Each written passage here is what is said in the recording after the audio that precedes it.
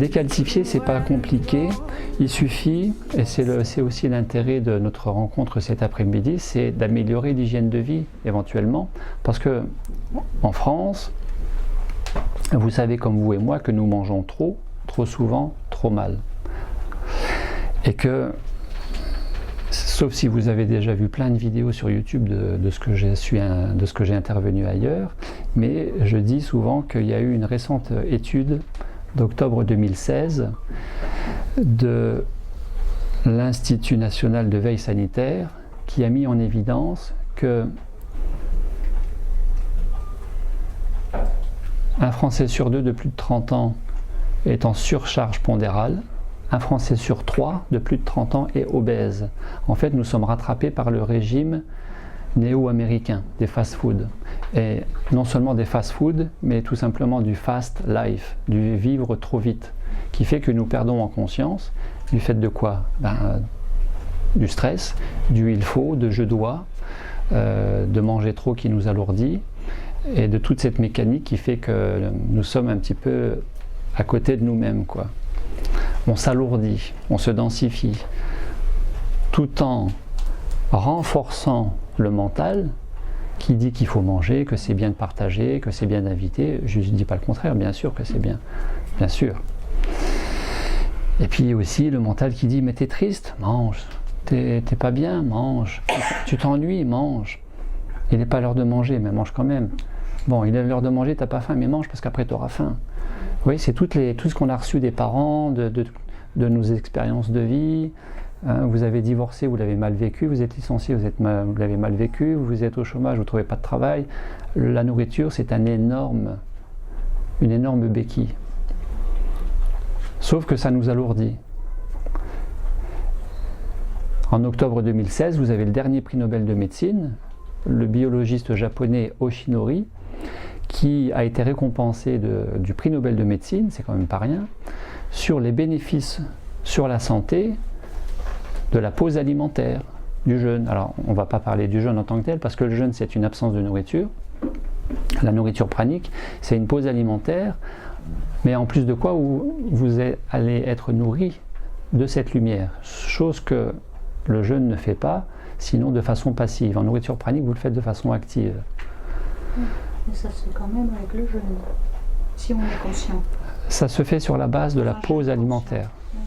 Je ne parle pas de jeûne, on va dire que c'est la même chose, mais il y a tellement de confusion avec jeûne et prana que je parle de pause alimentaire. Le jeûne, ça peut durer que quelques semaines, 3 mois grand maximum, 4 mois maximum, d'un point de vue thérapeutique. La nourriture lumière, ça peut durer des années. Bon, mais tout ça, c'est de l'information finalement. Vous avez parlé du rôle de la pinéale par rapport à la lumière. Quelle est l'influence de la lumière d'autres types, par exemple téléphone, télévision ou lumière artificielle sur la pinéale? Alors, influence de la lumière artificielle sur la pinéale. Je pense d'emblée à la lumière en tant que luminothérapie, qui restaure un autre équilibre sur l'humeur et qui a aussi ses vertus antidéprimes en hiver. Au mieux, c'est bien de prendre un billet d'avion et d'aller au Maghreb, une semaine au soleil, c'est quand même mieux. Après, vous pouvez aussi prendre une lampe, vous vous exposer 1 heure tous les jours, ça fait aussi du bien. Et à ce titre, c'est vrai que 1903, vous avez Niels Finsen, prix Nobel de médecine, danois, norvégien, suédois, je ne sais plus, qui est récompensé sur ses travaux, mettant en évidence que la lumière permet de guérir, entre autres de l'avoir guéri d'une maladie dont il souffrait, qui est le lupus vulgaris, mais qui a aussi montré que, après coup, le soleil et le vent étaient très favorables à l'amélioration de santé chez les tuberculeux, entre autres. Et Niels Finsen est à l'origine des sanatoriums. En 1969, conquête spatiale, vous avez les premiers vols dans l'espace, et au retour, les cosmonautes, spationautes, reviennent, mais avec une fonte musculaire et osseuse importante. Donc sur des vols de plus longue durée, c'est pas jouable, c'est pas tenable. Le pronostic vital est engagé, donc la NASA fait des recherches importantes. Et en fait, la solution, elle était très simple. Une simple exposition à la lumière, d'où la luminothérapie, stabilise le capital osseux et musculaire. C'est quand même impressionnant. Vous voyez, et bien la lumière, alors c'est pas tellement parce qu'on est dans le jour et que si on est dans le noir, on n'a pas de lumière. Quand vous dormez la nuit, dans une chambre toute noire, il y a de la lumière. La lumière, c'est pas le fait de voir, c'est ces particules de lumière qui sont là, invisibles quand on ne fait pas attention. Plus on est cartésien mentalisé, moins on voit, mais plus vous lâchez le mental et plus vous regardez un fond uni, même sur un plafond blanc ou sur un ciel nuageux ou un ciel tout bleu, vous regardez sans chercher à voir quoi que ce soit, vous perdez le regard comme ça, en pensant presque à autre chose, et vous allez voir des particules qui vont dans tous les sens. Particularité, elles ne doivent pas suivre votre regard, sinon c'est pas du prana. Sinon ce sont des déchets dans l'humeur aqueuse, dans l'œil. Des poussières, des choses qui sont dans l'œil. Voilà. Bon, etc., etc. Quelle est la différence, excusez-moi, que vous faites entre la lumière, celle dont vous parlez qui est dans les aliments, et la lumière que tout le monde apprend en physique? Donc Newton, le prisme qui décompose la lumière blanche en une gamme de fréquences de lumière qui va d'infrarouge à l'ultraviolet. Et donc quelle est la différence entre cette lumière-là et celle dont vous parlez? Ben, en fait c'est la même. C'est une lumière, c'est aussi un rayonnement électromagnétique. C'est électromagnétique et c'est cette même chose dont on parle. Après, je ne vais pas rentrer dans trop de détails techniques parce que ce n'est pas mon domaine déjà. Je suis ni physicien, ni chimiste, ni tout ça. Et l'objet, ça ne serait pas tellement de vous rajouter à la théorie et à l'information en tant que telle parce que ce n'est pas ça qui va vous rendre plus heureux. C'est pas ça qui fait que vous serez content d'être venu jusqu'à ici aujourd'hui. L'intérêt, c'est plutôt d'entendre les choses d'un point de vue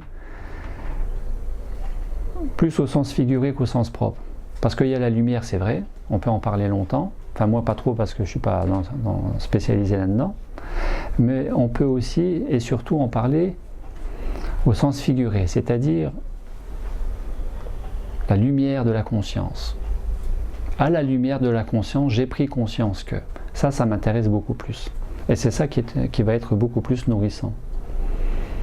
Autrement dit,